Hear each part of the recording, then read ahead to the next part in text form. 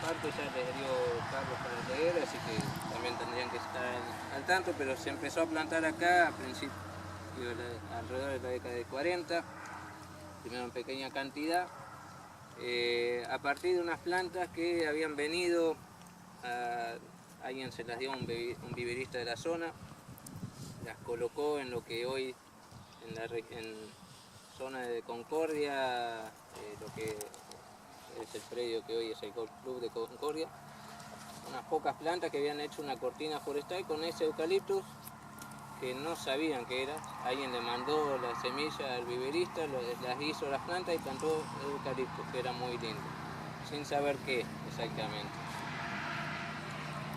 Cuando vieron cómo empezaba a desarrollarse ese eucaliptus, empezó a gustar para hacer forestaciones en la región, primero así para cortinas de reparo, pero después también empezaron a cortar esa madera y ver que era útil para lo que era cajonería en la zona, y se empezó a difundir más las plantaciones.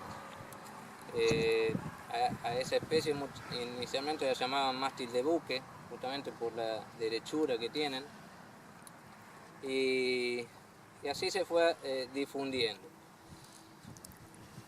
Posteriormente, primero se sacaba semilla de esa misma cortina, se iba metiendo, ya los árboles empezaban a producir, se iba cosechando semilla de ahí, se iban plantando lotes. Posteriormente, de los lotes ya plantados, se iba cosechando semillas de ahí mismo y se seguía plantando. Lo que fue provocando un degeneramiento, digamos, por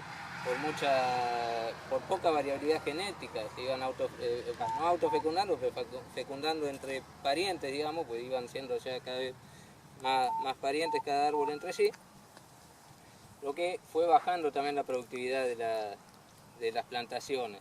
No era lo que inicialmente habían visto que se comportaba tan bien.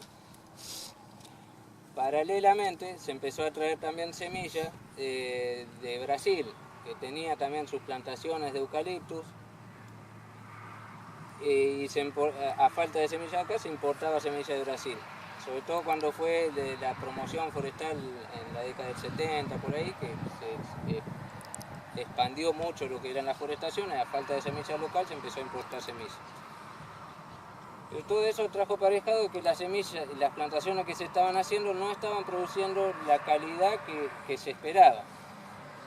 Fue así que a fines de la década del 70 se tomó por algunos profesionales de la región el programa de mejoramiento. Inicialmente comprobando si las especies locales, como les decía, se llamaba el complejo Grandis saligna, si esas especies funcionaban bien o si había otras más productivas, con otras características que funcionaran. Y se empezó a instalar inicialmente algunos ensayos de especies de eucaliptus.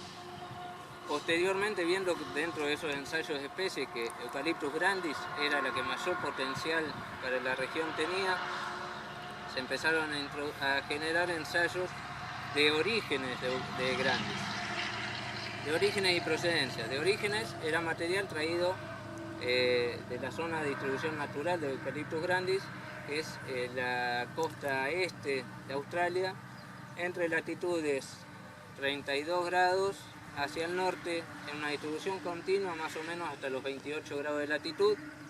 Imagínense que estamos hablando de más o menos de la zona de Gualeguaychú o Colón hasta el norte de Corrientes. Después hay otras poblaciones de Eucaliptus grandis ya más aisladas, más al norte, latitudes entre 17 y 20 grados de latitud. Zona más cálida, pero como les decía hoy, también por lo mismo para el camaldulensis, en general con zonas montañosas de mayor altura. Hablamos de alturas entre 500, 700 metros, 800 metros sobre el nivel del mar. Entonces se trajo semillas de diferentes orígenes, de esa distribución natural. Se trajo semillas también de otros programas que se estaban desarrollando a nivel mundial de mejoramiento, que era básicamente semillas del programa que tenía Sudáfrica. Sudáfrica planta mucho Eucaliptus grandis también. Sudáfrica tiene una región productiva muy similar a la nuestra acá, donde se da el Eucalyptus grandis, los pinos y la citricultura. Bueno, grandis, Sudáfrica tenía un programa de mejoramiento bastante avanzado, se trajo semillas de allá para probar cómo se comportaba aquí. Y también de me borró. Bueno, de otro país de África, se me fue, que también tenían sus plantaciones de eucalipto. Lo que se vio en esos ensayos de orígenes era ver que, por un lado, la semilla de Sudáfrica se comportaba bastante bien en la región. Sí. O sea que era lo que, para tener una fuente semillera buena para la región, lo más rápido era importar semillas desde Sudáfrica. Pero a su vez lo otro que se vio es que el material salvaje de Australia, de la región de distribución continua, estoy hablando de la zona de Gympie, de Kendall, más o menos entre 28 y 30 grados de latitud, tenía muy buen potencial de crecimiento, o sea, crecían más que el material sudafricano, con mayor variabilidad, o sea, había plantas que crecían menos, plantas que crecían mucho más. Esa variabilidad es lo que permite desarrollar un programa de mejoramiento genético. Entonces, a partir de ahí es que se decidió hacer un programa para Eucalyptus grandis, desarrollando una semilla local.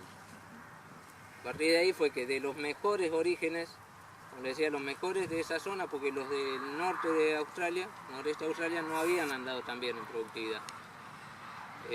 Así que bueno, de esos mejores orígenes se trajo ya semillas de árboles selectos de allá, buscando en el campo los árboles más lindos.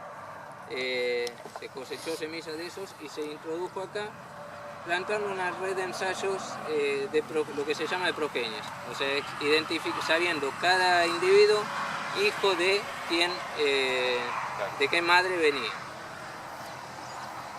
En general, bueno, ya con los ensayos de orígenes, lo que se había observado también es que no hay una interacción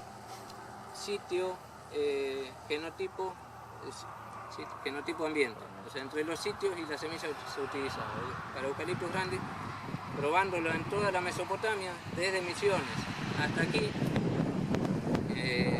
las respuestas, lo que era bueno acá en Entre Ríos era bueno en Corrientes y era bueno en Misiones.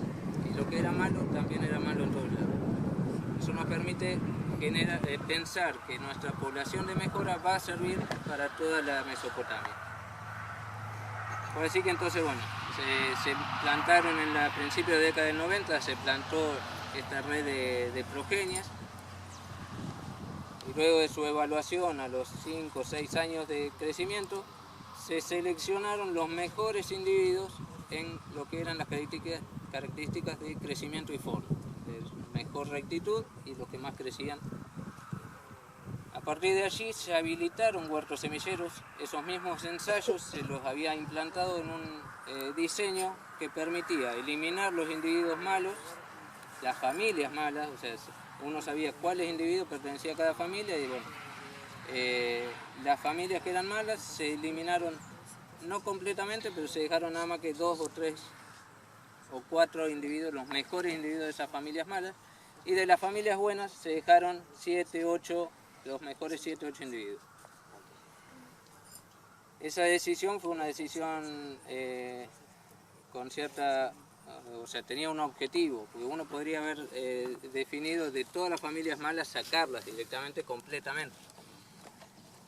Pero uno si saca todas las familias, en esa red de ensayo estábamos hablando de alrededor de 180 familias diferentes. Si uno dijera, bueno, me quedo nada más que con la mitad mejor de familias, ya reduzco mi base genética y me dificulta el programa de mejoramiento a futuro. Entonces de esa manera sacrifico un poco de ganancia genética, pero mantengo una alta variabilidad.